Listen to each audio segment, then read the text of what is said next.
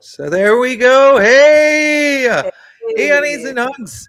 Yeah, another episode of Hardcourt Hunnies. It's been a long time. Thanks for the patience.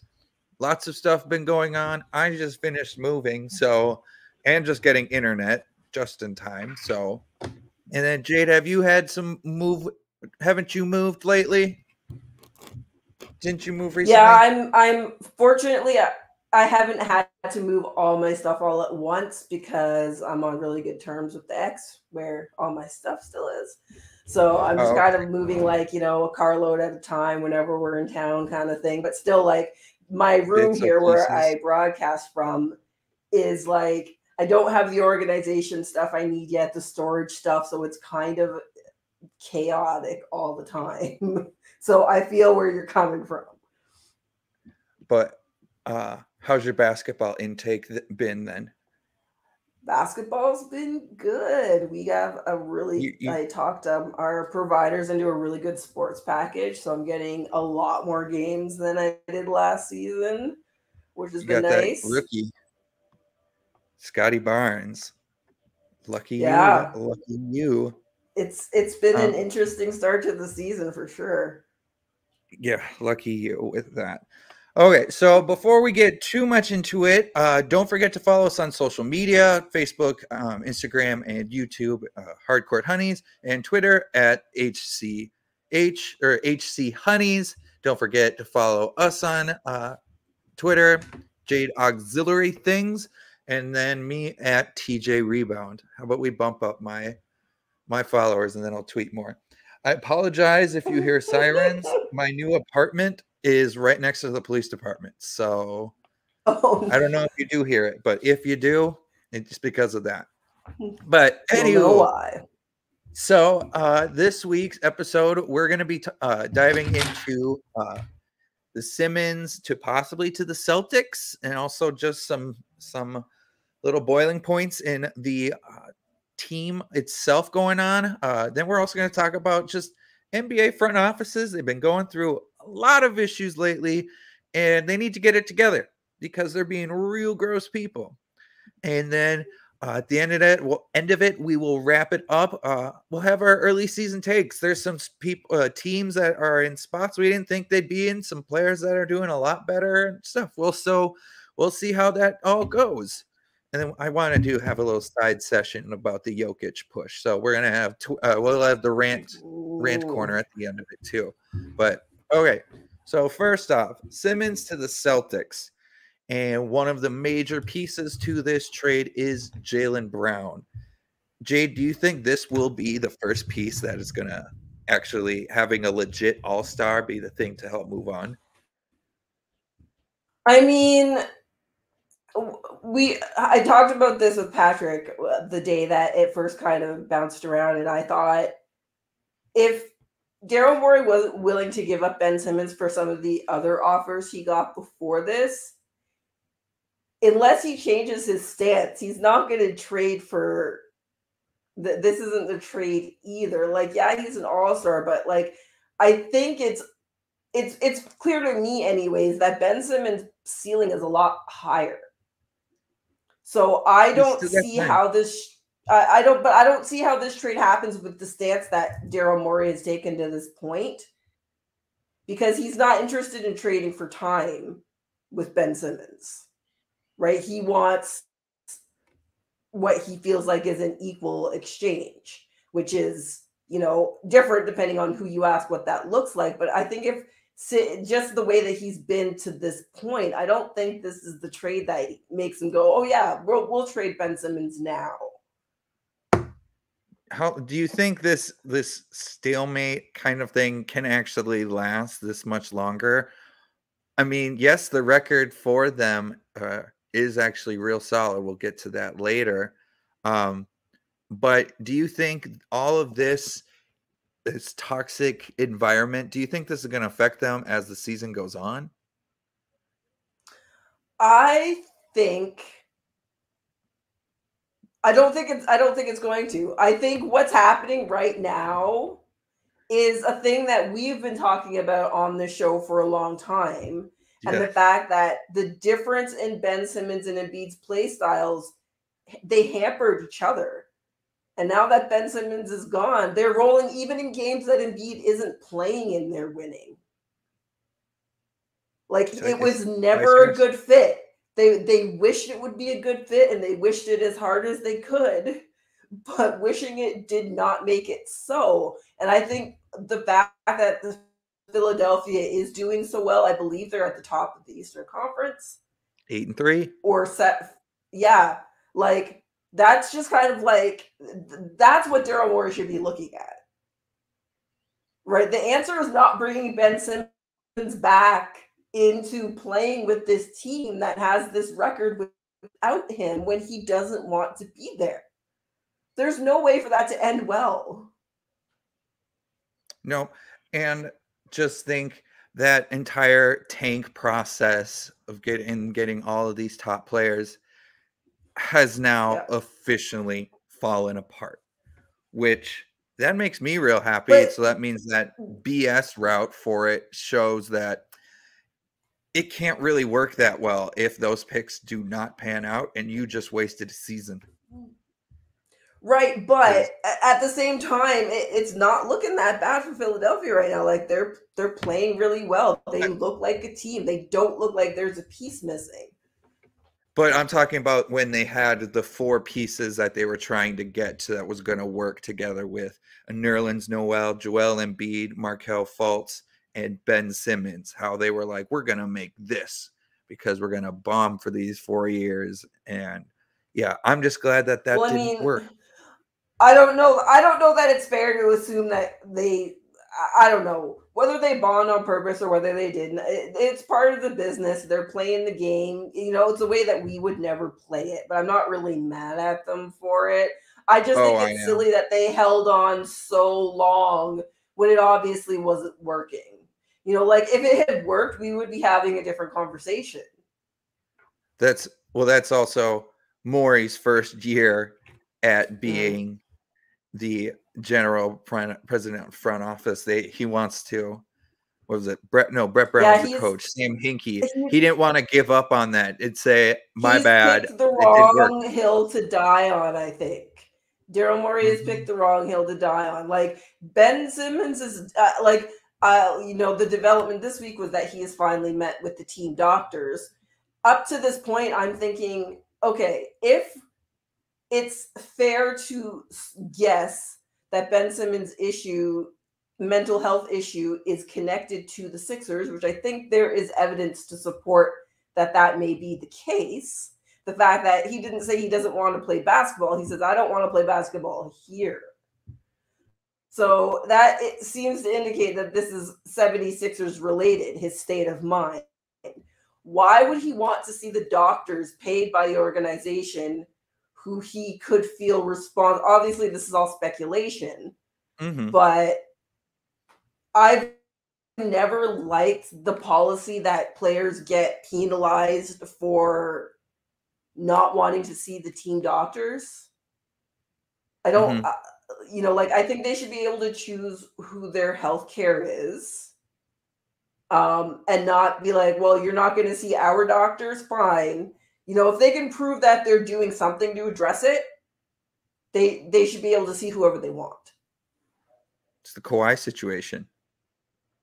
Yeah, like, how can you have total faith in the opinions? Yes, they're medical professionals, and yes, we want to give them the benefit of the doubt that they are acting impartially. However, we all have biases.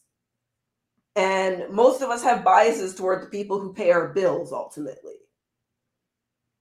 So I've always understood with players why they might not be super excited to talk to the team doctors. And like you said, Kawhi was a very similar situation. And in his fan base, he was also roasted for this, for saying, it doesn't matter what the team doctors say. I know I'm not right, so I'm not going to play. And then another thing in common with the situation is his teammates spoke publicly about it. And Pop never did, but you know, nothing was said without Pop's approval. Oh, 100%. You don't do that with Greg Popovich. You don't do that. Right. So there's a lot of similarities in the situation. The Spurs, much to the forever pleasure of Toronto fans, were a lot quicker about making a call on what they were going to do with this situation. And maybe Kawhi obviously had some more cachet at that point in his career than Ben Simmons has in terms of accomplishments in the league. But the world is changing right now. And young athletes in many different sports are saying, you know what, this is not worth my mental health. Naomi Osaka is an example who she withdrew from a tournament this summer because she's like, this isn't good for me. I don't want to, I'm really shy. I don't want to talk to the press. I have, I'm dealing with these things. I'm not going to do this. I'm going home. Mm-hmm. So I think Daryl Morey is not, he's not quite woke enough to understand what's happening right now. That's what I think. I mean, that goes with a lot of the front offices with it all, which once again, that's another thing we're going to get to. But I also want to get to also mentioning all this kind of stuff has now really risen, whatever. After Marcus Smart had some comments that also eventually led to him saying, team just doesn't pass the ball enough, and it's hard when you have both Tatum and Brown, who are kind of high shot. They're ball stoppers. What? Yeah, they're ball stoppers. So, it's not a criticism. It's just how that's their game. Mm-hmm. So, and Jason Tatum took offense to that, and so they had a team meeting. Is this also the beginning of the end, just overall for the Celtics? Well, I'm of the opinion that there was never a beginning of the beginning for the Celtics team. Like, I know, the big thing was they beat out the Raptors when the Raptors were defending champions in the bubble, blah, blah, blah, blah, blah. But, like, I watched, obviously, that whole series. I had not seen the Raptors play basketball that badly in a number of years. And it still took Boston 7 games to put them away.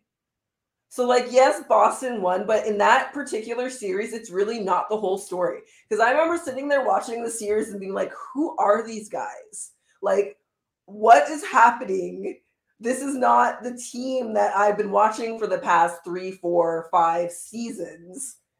And if the Celtics were as good as people thought they were about to be, that series wouldn't have gone more than 5 or 6 games. I say it's a 5-game series. 5-game series, they'd still get that one.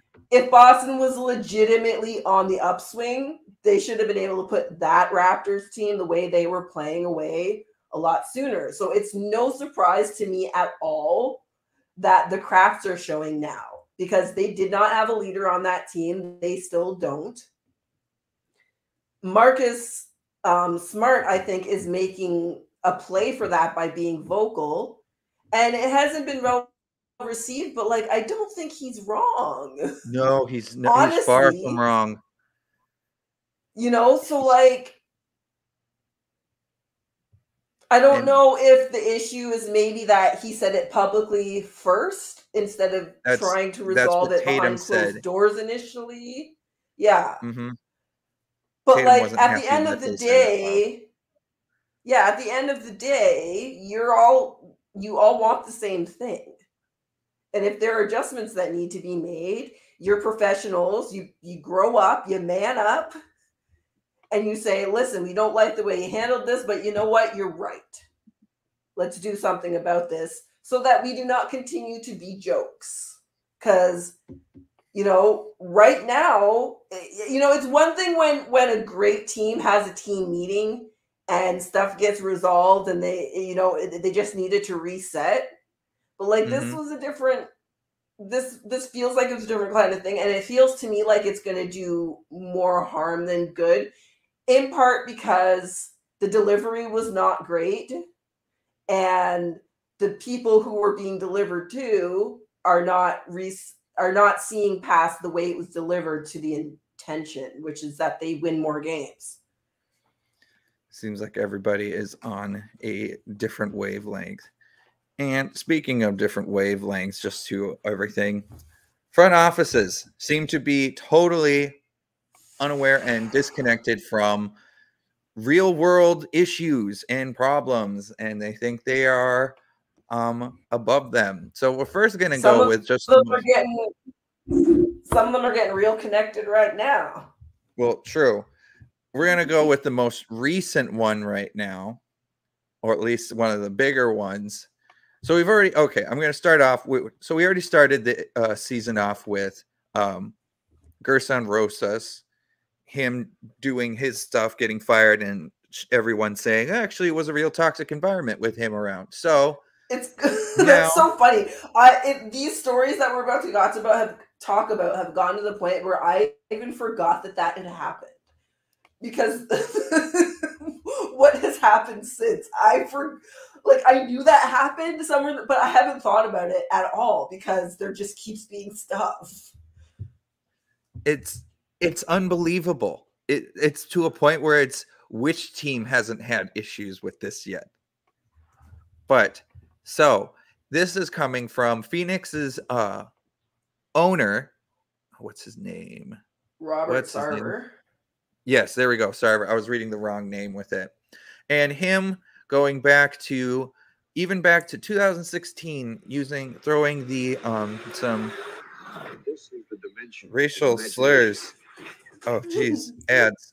So I'm trying to read from a site. So it would first. It started with him using some racial slurs to a point where also he was sending pictures of his wife in bikinis and talking about his personal life, I will say, with his wife. And he just overall, people had said he had gone on comment saying he owned his wife when he was when she was working, whether she worked for the Suns. He was just a terrible, misogynistic, racist guy. How do you spawn Jade as both a woman and a black woman?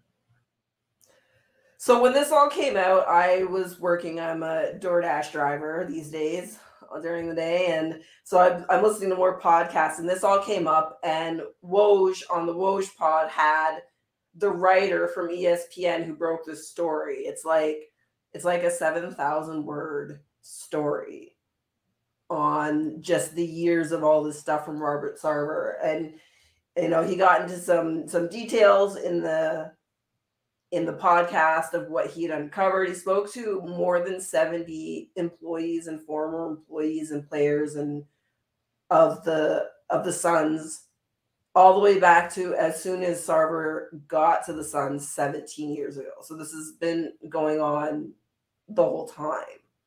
I just remember listening to it and just it physically made me feel gross. Listening to the stuff that the reporter, I can't remember his name, but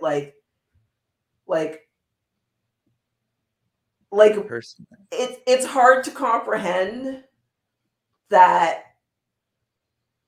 that's still happening on one hand, but on the other hand, I was like, you know what? I'm not surprised because the Me Too movement has swept through corporate America and Hollywood, but it's still gaining steam a little bit, I think, in athletics.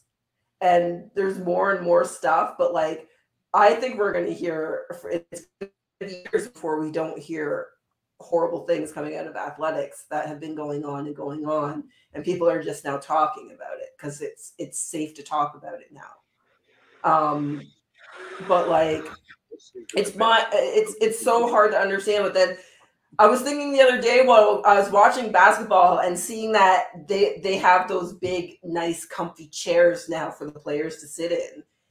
And it reminded me that it took a pandemic and forced social distancing for owners of basketball teams to not force the tallest dudes, the tallest athletes in the world to not sit in regular people-sized chairs so they could sell a few more floor seats. It took a pandemic for us to give basketball players appropriate seating to their size. So, like, when I realized that in that context, it's not super surprising that we're hearing this stuff, because, like, they were already treated less than. Like, we can't even give you 6'4", 5'6", 7 foot tall guys appropriately sized chairs to sit in while you're on TV entertaining us. Exactly. But so supposedly, or not say supposedly, but they did reach out to ESPN did to GM James Jones, who was also a former player when Sarver was still working there as the owner. He says, none of what's been described the Robert Sarver I know, respect, and like. It just doesn't. And then the CEO, Jason Rowley, says this story is this I just want to be able so I can read the quotes with it. Said this story is completely outrageous and false. It doesn't represent at all the Robert Sarver I've worked along for 15 years. He's not racist and he's not a sexist.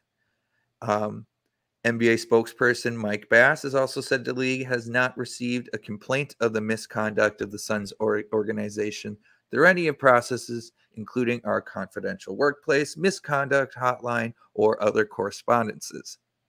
But, so all of this is being said, but then when you go back all the way to one of his first years, when they were about to sign Steve Nash, they had also just had Rookie of the Year, Amari Stoudemire. And it was the league was 73% black. And he wanted to make sure that, as it was said, Steve Nash was an integral signing. So it was then he noticed about using the N-word around a player again.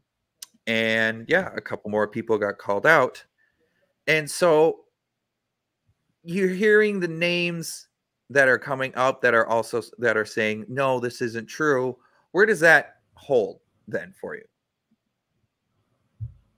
Like James Jones saying, oh, that's not who I am, the CEO of the team. Well, that's not the guy I know. Is that more of just covering their own butts for maybe possibly later? Or is there still some things that aren't being completely said?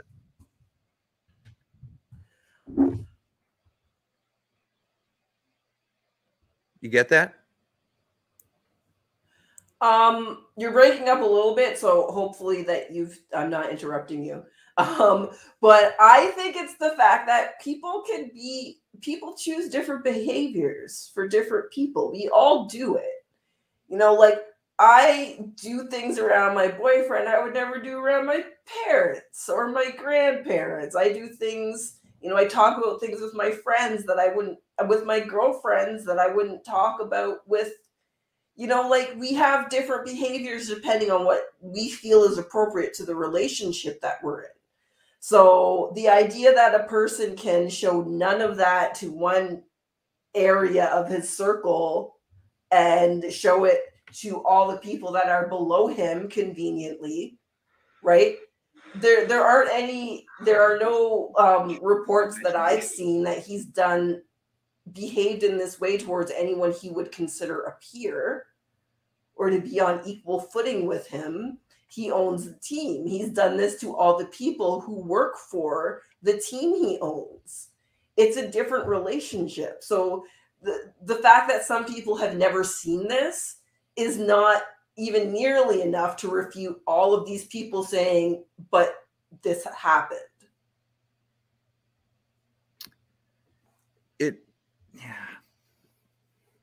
Makes me frustrated that this is still a thing with it all. What frustrates me in the responses is the lack of, like, I know you want to stand up for someone you think that you know. Mm-hmm.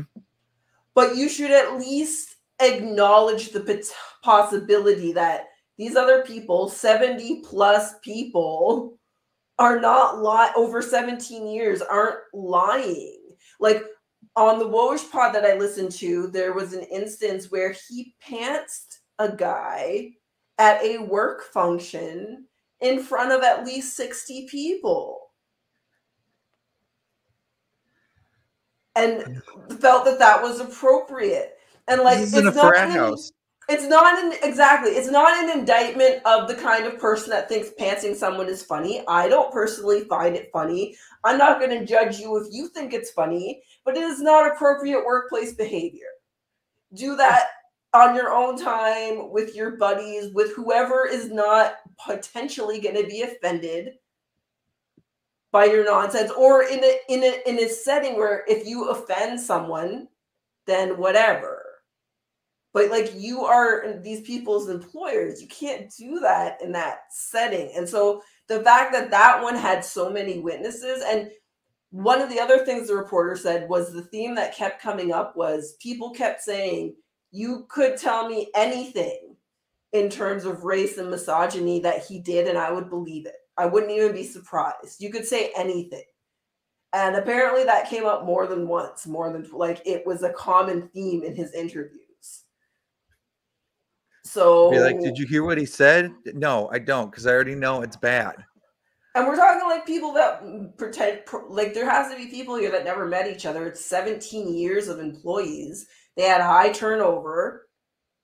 That was one of the things that big shocker there. People, and another theme that came up regularly, according to the guy that wrote the story, was people were just like, I just couldn't take it anymore. And they left.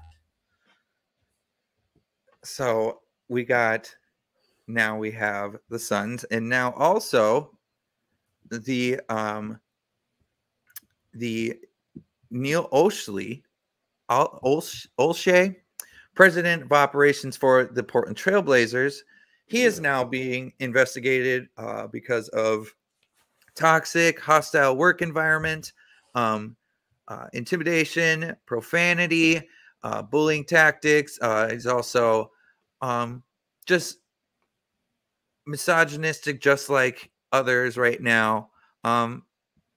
Jade, why is all this happen? Why in Portland now? They've already had so many issues this year with who their coaching was like. Yeah, I think I don't think it's a Portland problem so much as it's a societal problem. People who can get away with this stuff will. And they're everywhere. They're everywhere, and they're not all super powerful people. They're not all owners of teams or executives in basketball or, Hollywood producers. There are people like this at all levels of society. And I think it's just the world has gone to the point where we're saying, well, you know what? We're not going to do this anymore. You're not going to get away with this anymore. Your luck has run out. We are not sorry to see you go. Like, I think it's more of that thing than a this team or that team,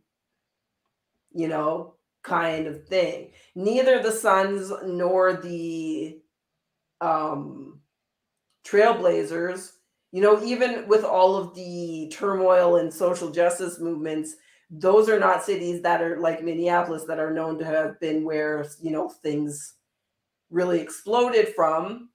But I think it's just clear that all of that, the momentum is like, it's not going away. Like, if you're doing this somewhere where you work, anywhere, whatever, like, this is not going away. Your time is running out. Winter is coming. And I think winter just came for these two individuals and these two organizations. And both those organizations will be better for whatever steps they take to resolve those issues. Also, shout out to Dan DeCow, who was one of the first players that had just come out with one of these stories, as he was a former player, and then he was also served as a player development assistant during the 2011-2012 season. So multiple experiences with the man at different levels. Mm. So now having this is definitely, luckily, justice will prevail, I hope. Well, let's head to some lighter notes. Let's do that. So how about we just talk about some early season takes? I know this is a real bad segue, but regardless. So I'm gonna go off with the standing. We'll go West Coast first. We got Warriors 9-1, Jazz 7-3, Mavs 7-3, Suns 6-3, Grizzlies 6-4, Nuggets 6-4, Clippers 5-4, Lakers 6-5, and that's at the 8th seed. So that's just who is there right now. Which team, Jade, is either surprised that they're doing this well or surprised that they're doing this poorly? So the Warriors are my surprise that they're doing this well. I didn't expect the Warriors to be bad. I did not expect them to be 9-1 good to start the season. Right. That is really fun for me. Like, With I don't no like play. Steph Curry is playing out of his mind. And the team looks like a team. Like they're still the Warriors. You know, like the culture, the Warriors are one of those teams in the NBA with their great culture. And even though they've had all this upheaval and Steph was out and Clay was out for a couple of games, because they are so grounded as a culture, it doesn't matter. They just they bounce right back. And like I said, I knew they were going to be better this season. I think we all kind of knew they were going to be better this season. I was not expecting them to be this much better this soon. We'll see if that continues on, but it doesn't seem like it's the kind of coming together that might not be sustainable like an Eastern Conference team that we will talk about later. Also, they have Jordan Poole, the coming out party for him. He has been phenomenal replacement for Klay Thompson for the time being. Imagine if Clay is still Clay when he gets back. And I have just saw some interviews today on Twitter from the front offices of Golden State, and they were just like, "Ayo, your boy's back. He's back." So I drafted him in our fantasy league, so I am so excited to see they also aren't. I think they don't have Wiseman either right now. No, he's injured. I'm pretty sure he's injured. So and they're doing this well still. And this also proves to me that Steve Kerr is actually a legit coach, and he's not just a coach that got a bunch of players, really good players, all at once. Yeah. Like when Luke Walton got his coaching gig at first, he was like, "Yeah, I did a real good job." No, you had one of the best teams in NBA history. If you didn't do well, you're terrible as a coach. Well, I don't know if I would say that he's terrible, but he's the coach of the Kings. He got more credit than, but like the Kings though. Like exactly. If he got a more middle of the road team to coach next, I don't think he would look quite as bad. Like the Kings haven't been relevant in how long? So it's hard to say because he literally went from that best team to one of the worst teams consistently in the NBA for a number of years now. There's a lot of variables in that sample size. True.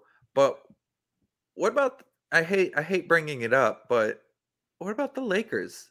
8th seed, 6-5. You hate bringing it up? I think you are lying. I call bullshit. I think you enjoyed that very much. But that was when we decided to do this segment. I know a lot of people are surprised about that. I'm not super surprised. Cause I'm not, they're doing that thing where you're just trying to who's the best everyone available right now. And it worked for LeBron for a while.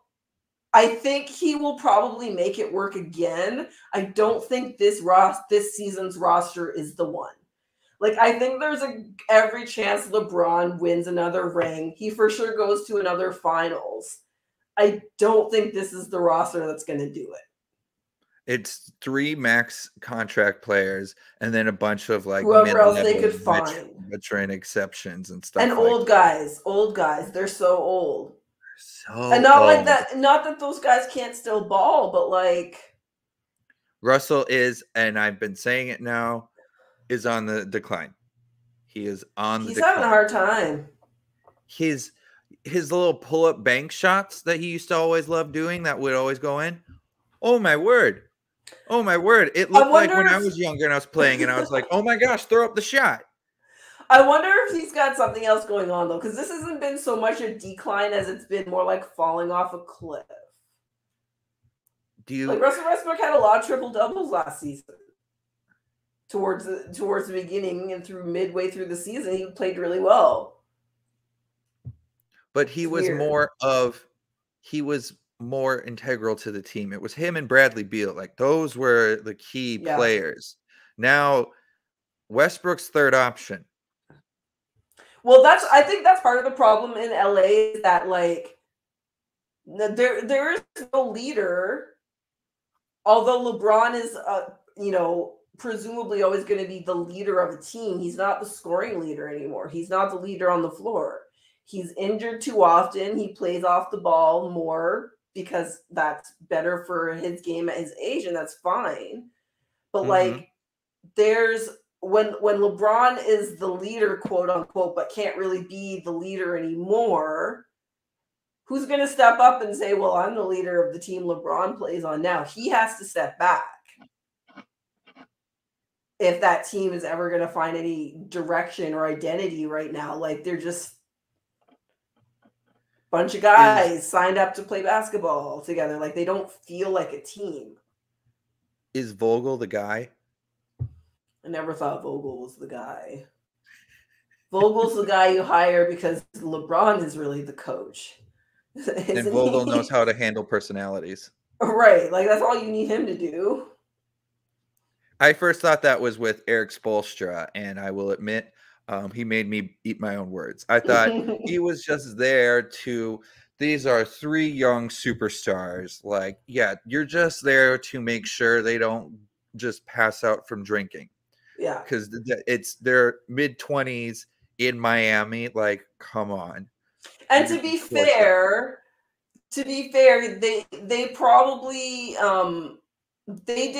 he probably had an easier go of it than some other coaches did, because those guys genuinely did love each other. Like there's those were 3 best friends.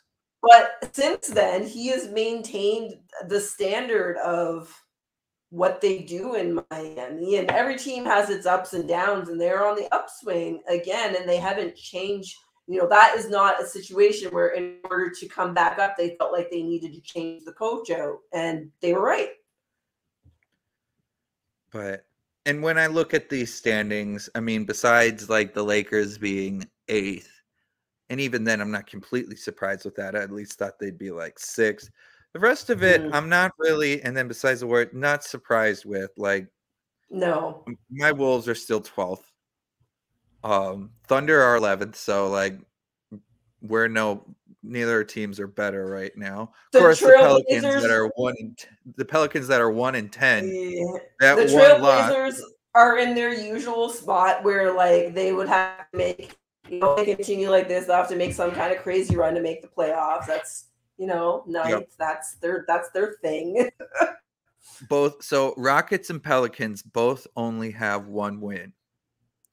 That win is against the Timberwolves. Oh. I'm watching this season just to watch it. I have literally every single time they go in, I don't care what happens. We lose, we lose. I just want to watch basketball. I thought that's what my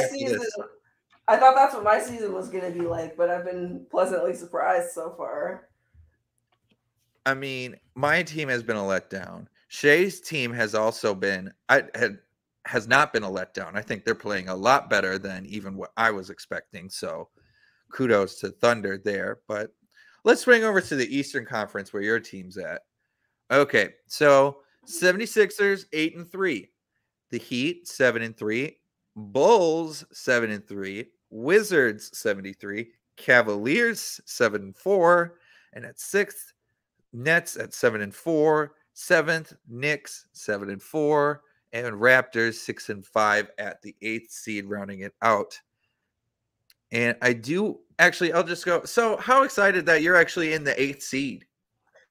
I'm super excited. I'm equally as surprised as I am excited. Like, I expected my season to be very much like your season, where it's like, you know what, this is my team. It's going to be a hard time. I expected them to be like, I wouldn't have been surprised if they'd have been 13th, 14th, because there's so many question marks. There's so many new faces. And we're a development organization. So, like, if we have a rough season, we know that it's building to something else. We just kind of accept it. And then I do also want to mention that, so you have the Bucks that are 10th. I mean, we're just going to mention the Celtics because over the past few years they have been high seeds. Yeah. Hawks are 12th at 4-7, and Pacers, who's always the dark horse for teams in the Eastern Conference, they're 4-7. So, and then you see the Cavaliers, the Wizards, and the Bulls in that 3, 4, 5 slot. Yeah. What's going on in the Eastern Conference? It's weird, right? Like, I think overall right now, the Eastern Conference is a lot more strange in the standings in the West. Like, there are some surprises in the West, but like the Wizards, Cavaliers, and Bulls, Wizards, Cavaliers in that order, 3, 4, 5. Mm-hmm. And I mean, the teams in lower standings in the West have better records, but like that's always true. So whatever, I have to acknowledge it. But for them to be where they are, like the Bulls, I'm pretty sure are going to fall apart. I think they have a lot of scrappy 6 guys, 4th options from other teams that are getting more run. But I don't think they have the experience to really make a big push for it this season.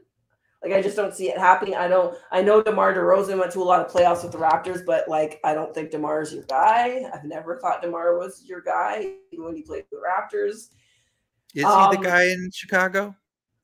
He's getting a lot of points. He's getting a lot of matches. I would think more Levine is the guy in Chicago. He is the guy, but in terms of playoff experience, DeMar is the guy. Oh. But at the same time, he's the only one with playoff experience. He's the only one. But again, like when it comes to that, he's not the guy that I don't think he's ever going to be the guy that you can put your team on in the playoffs. I love him. That's okay. No. That's okay. Like, not everybody can be that guy. So I don't think the Bulls are going to be a real threat this season. I think a lot the same of the Wizards and Cavaliers. I'm not sure who's going to – the Nets are going to end up with the better record. I think the Knicks will end up passing all 3 of those teams. And I think from there down, it's going to be a jumble to see out of the Cavs. Bucks will also be up there. And same with – you don't think the Bucks are going to make the playoffs? I don't know that they're going to get past 6, 7, 8. Like, I know they just won a championship. I get it. I know that they did it. Whatever. I don't believe them still. And they've dealt with the injury bug real hard this first bit of the season. I'll see what happens. I mean, there are a lot of teams that have to fall out of it. So, if the Bucks turn it around.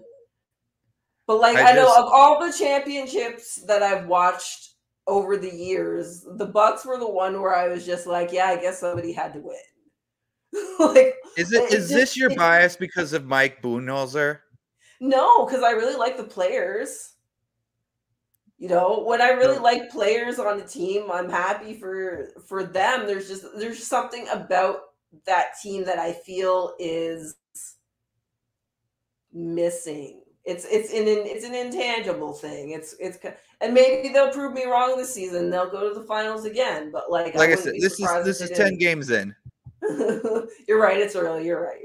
But I do want to mention though the Wizards that I think they'll be able to sneak into the playoffs at that 8th seed, or at least get into that. The Wizards have quietly been getting better. Like, they've been fun to watch for a long time, even though they've been bad. When they play against teams the last few seasons that are on equal footing with them, they're really entertaining basketball games. And now, like, they've made some moves, but like they haven't had seismic shifts. They've got a lot of guys that have played together for like a season or whatever. And they're talented. And it seems like they're starting off the season clicking the right way, and they're kind of rolling a bit, and good for them. Instead of having like the 2 superstars or even 3 and then like really mid-level players. They're next man up team now. Yes, exactly. Okay, you do have Bradley Beal, but then one night it's Spencer Dinwiddie. The next night, Kyle Kuzma, which I think he got way too much crap in LA because they just needed a scapegoat. I laugh all the time that, like, I'm so glad that Kyle Kuzma got shipped off to NBA Siberia after he won a ring. Like, but then also Montrezl Harrell, he's having a phenomenal season. Yeah. After having a terrible season as a Laker. Yep.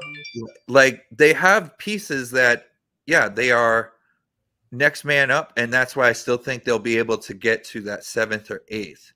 I always forget there's a plan. A team like that is really hard to game plan for too. Like, that was one of the fun things about that Raptors team that won the championship. Like, Kawhi did a lot.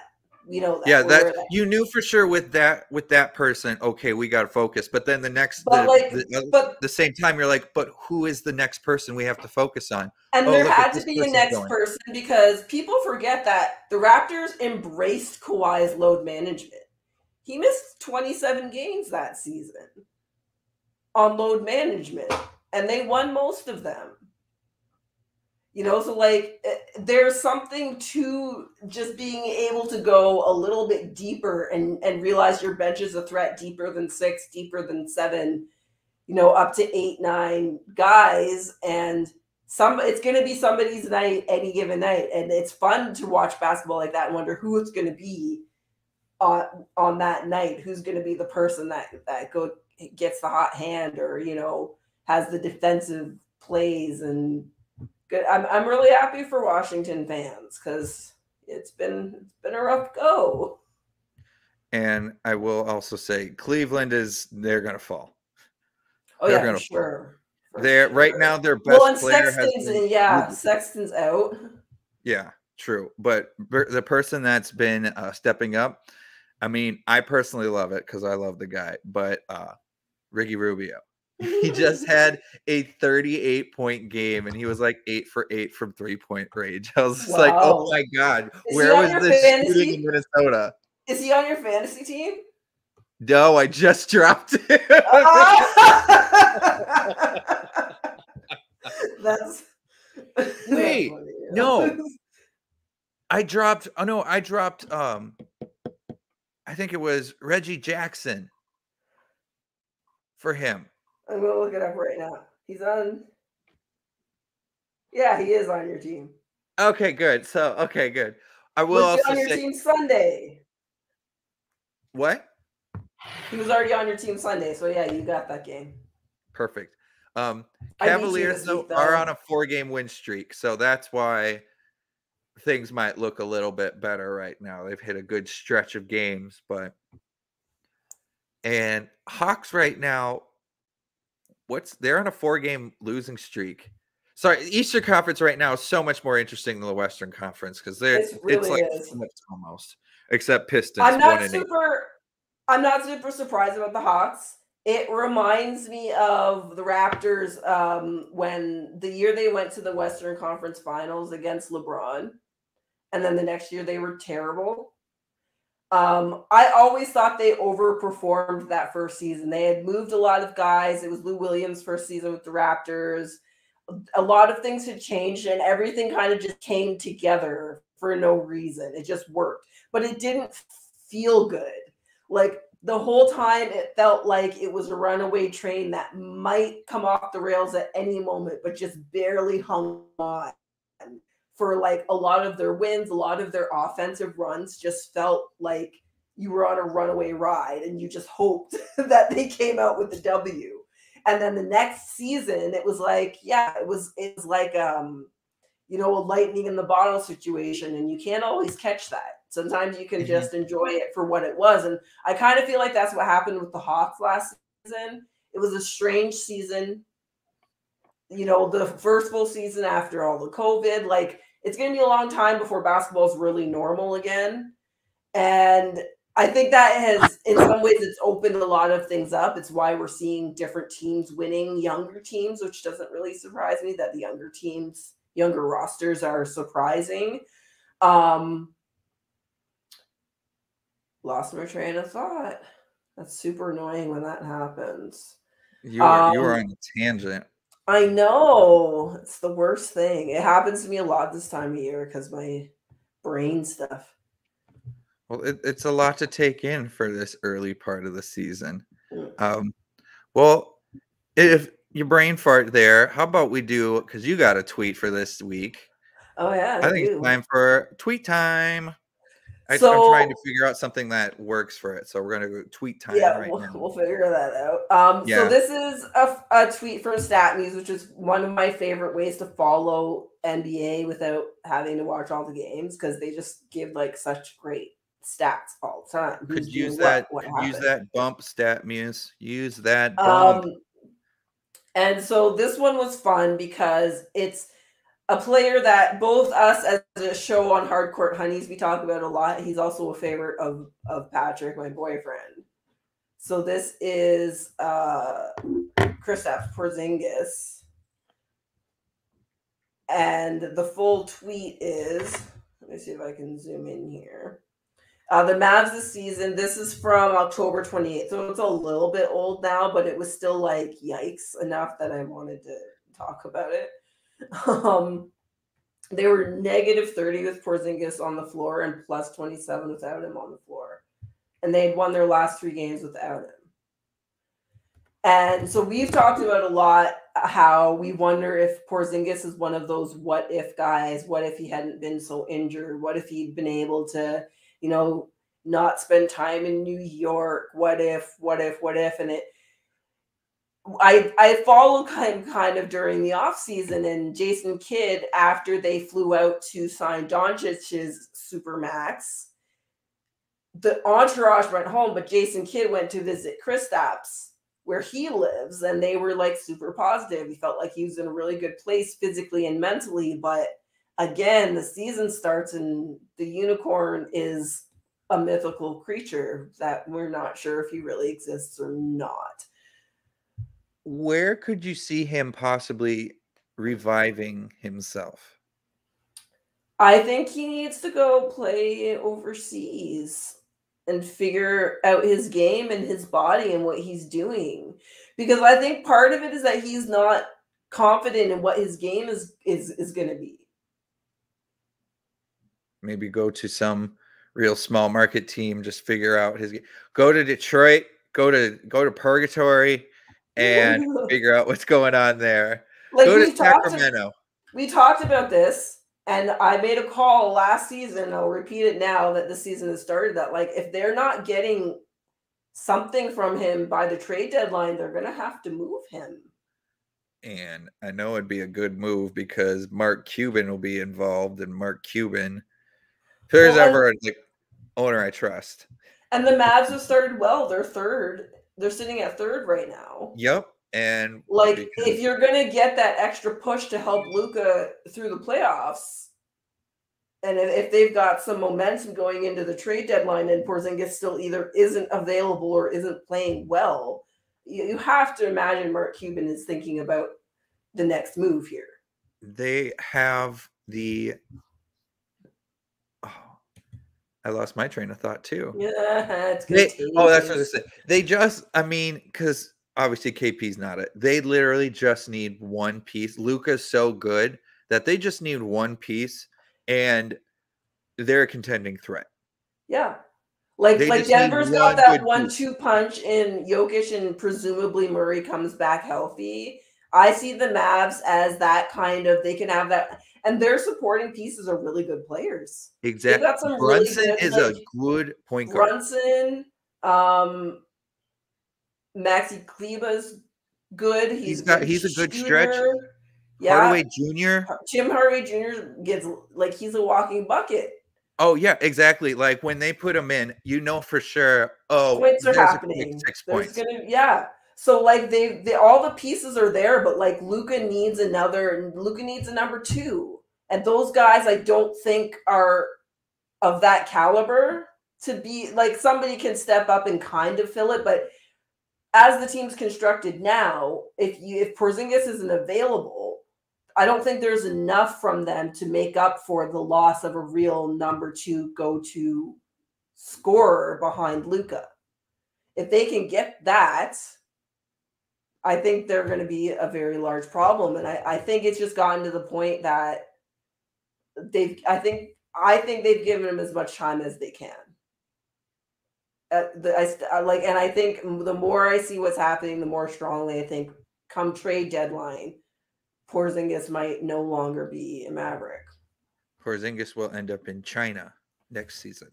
But okay, so got the tweet time, and now time for good old fast break. Since we do have the tweet time, we have kind of switched up. So instead, it's just going to be one question, but it's a question that usually Shay and Jade would answer, but this week it will just be Jade. And so they have no knowledge of, and I'm going to ask this one. So we're going to rank Kevin Durant's 3 point guards: Russell Westbrook, Steph Curry, and Kyrie Irving. Take out personal issues going on. Look at pure, like when they step on the court, it's I mean, I gotta put Curry first. Curry first? Have to. This is a pretty easy one. This is a kind of a lob pass.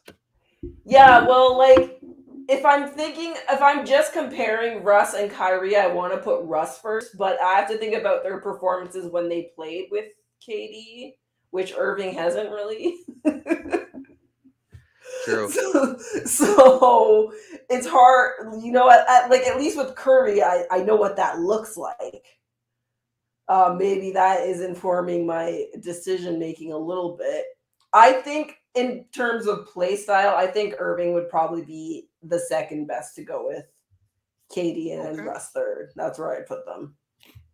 Okay, I actually have a second one too. This was more of a Halloween-based one, but I'm bringing it up anyways. So, who would you place to compete? And this is all-time players that you could pull in to play against this team. This is the all-time Halloween killers list. So, at 5'10", at your point guard, you got Freddy Krueger. At shooting guard, you have Jason at 6'5". At your small forward at the 3, you got Mike Myers at 6'7". Power forward, got Darth Vader at 6'9". And then going down in the paint is Slender Man at 8 feet. I have no idea what to do with that because I don't really watch horror movies and I've never celebrated Halloween. So Freddy Krueger, do you know that? I know a little bit of them. The only one I really know is like Darth Vader, though. So Freddy Krueger he's the one that kills you in the dreams. I know who they are. I'm just like, I'm having a really hard time relating them to basketball. True. But I mean, that's a fun compete. Okay, how about I'll put it like this: Slender Man, it'll just have to be tallest player. At that height, who would you pick as a player? So 5'10" for Freddy Krueger. Who's short in the league? Ben Simmons, if he was playing. So he's tall. He plays great defense. With a 5 against 5'10". And then we got Jason at 6'5". I mean, considering he's coming in with a knife, I mean, he's got this worked better in my head at Halloween. I had more with it all. So, well, that's I think this is time. This has been a roundabout episode this week. It's been a crazy one. We didn't talk about fantasy. Oh yeah, that's right. Fantasy corner. How has your fantasy been?